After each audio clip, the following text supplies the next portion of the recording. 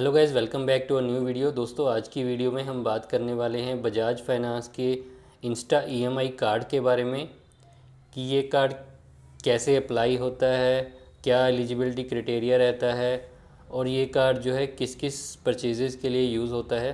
तो दोस्तों, ब्रीफ में मैं आपको बता दूं कि ये एक ईएमआई कार्ड होता है। ये एक डिजिटल कार्ड है। ये हमें इन हैंड कोई क्रेडिट कार्ड की तरह कार्ड नहीं मिलता है। तो इस कार्ड का फ़ायदा दोस्तों ये रहता है, जैसे ही हम इस कार्ड को बनवा लेते हैं तो हम ऑफ़लाइन या ऑनलाइन जो है, जैसे ही हम कोई कंज्यूमर ड्यूरेबल प्रोडक्ट ख़रीदना चाहें, जैसे कि स्मार्टफ़ोन, एयर कंडीशनर, टीवी वगैरह वगैरह, वॉशिंग मशीन और भी बहुत सारे इलेक्ट्रॉनिक्स का सामान जो भी रहता है, वो हम इस कार्ड के थ्रू ईएमआई के ऊपर परचेज़ कर सकते हैं। इस कार्ड के ऊपर हमें दोस्तों प्री क्वालिफाइड कुछ लोन ऑफ़र मिल जाते हैं, जहाँ पे ये बैनर दिखाई दे रहा है कि हमें 3 लाख तक की जो है प्री क्वालिफाइड लोन ऑफ़र मिल सकती है। उसके लिए करना क्या होता है वो देख लेते हैं। सिंपली दोस्तों, यहाँ पे हमें अपना मोबाइल नंबर एंटर करना होता है, उसके बाद ओटीपी से वेरीफाई करना होता है। तो अभी इनका एक ऑफ़र भी चल रहा है कि अगर हम इस कार्ड को बनवा लेते हैं तो हमें फ़्लैट 1000 का कैशबैक मिल जाएगा, और उसके लिए हमें फ़र्स्ट ट्रांजैक्शन जो है इन स्टोर में करनी पड़ेगी, मतलब कि ऑफ़लाइन ट्रांजैक्शन करनी होगी। उसके अलावा हमें ब्रांड के कुछ वाउचर्स भी मिलेंगे, जैसे मैक्स का, लाइफस्टाइल का, टाइटन का या डोमिनोज़ का। तो जैसे ही हम अपना मोबाइल नंबर वगैरह एंटर करते हैं, ओटीपी डालते हैं, तो गेट इट नाउ पे क्लिक करने के ऊपर हमें हमारी जो ऑफ़र है वो दिखाई देने लगती है। कार्ड की कोई भी एनुअल फ़ीस नहीं है, ना ही कोई रिन्यूअल फ़ीस है। उसके अलावा हम 1 मिलियन प्लस प्रोडक्ट को इजी ईएमआई के ऊपर परचेज़ कर सकते हैं। इंस्टेंट अप्रूवल मिल जाता है। अब बात कर लेते हैं दोस्तों फ़ीस एंड चार्जेस के बारे में। तो दोस्तों, इस कार्ड को जैसे ही हम अप्लाई करते हैं, हमें फ़र्स्ट टाइम जो है 530 रुपीज़ का एक फ़ीस देना पड़ता है, जो कि एक ज्वाइनिंग फ़ीस रहता है। अब बात कर लेते हैं दोस्तों फ्रीक्वेंटली आस्क्ड क्वेश्चंस की। तो सबसे पहले क्वेश्चन ये आता है कि क्या हमें बजाज पे का वॉलेट रिक्वायर रहेगा इस कार्ड को बनवाने के लिए। तो दोस्तों, बजाज पे का जो वॉलेट है वो हमें कैशबैक जो इस कार्ड के थ्रू हमें रिसीव होने हैं उसके लिए काम आता है, तो हमें उस वॉलेट को एक्टिवेट कर लेना चाहिए। अब बात कर लेते हैं दोस्तों, Bajaj finance Insta EMI card है क्या। तो ये जो कार्ड है हमें अपने परचेजेस को इजी ईएमआई में पे करने के लिए हमें एलिजिबल करता है। इस कार्ड के थ्रू हम दोस्तों 4000 प्लस लार्ज और स्मॉल सिटीज़ में अपने रिक्वायरमेंट के हिसाब से प्रोडक्ट को ख़रीद सकते हैं। अब बात कर लेते हैं what is the eligibility criteria. तो दोस्तों, इसके लिए हमारी जो एज है मिनिमम 21 ईयर्स की होनी चाहिए और मैक्सिमम 65 की होनी चाहिए। और इस कार्ड को हम अप्लाई कैसे कर सकते हैं, सबसे पहले हमें एक 10 डिजिट का मोबाइल नंबर डालना है, उसको वेरीफाई करना है ओटीपी के साथ। उसके बाद अपना नेम डालना है और यस पे क्लिक करना है, ऑटो फैच डिटेल होंगी।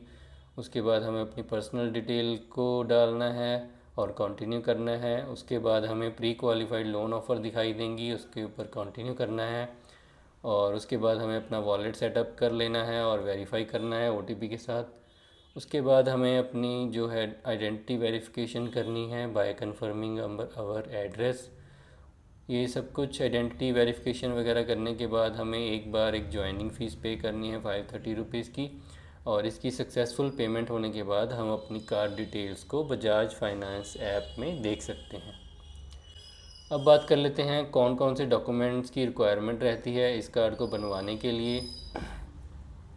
तो दोस्तों, हमें कोई भी फ़िज़िकल डॉक्यूमेंट्स की ज़रूरत नहीं रहती है। सिर्फ हमें अपना पैन कार्ड नंबर चाहिए होता है और आधार कार्ड नंबर चाहिए होता है फॉर आइडेंटिटी वेरिफिकेशन।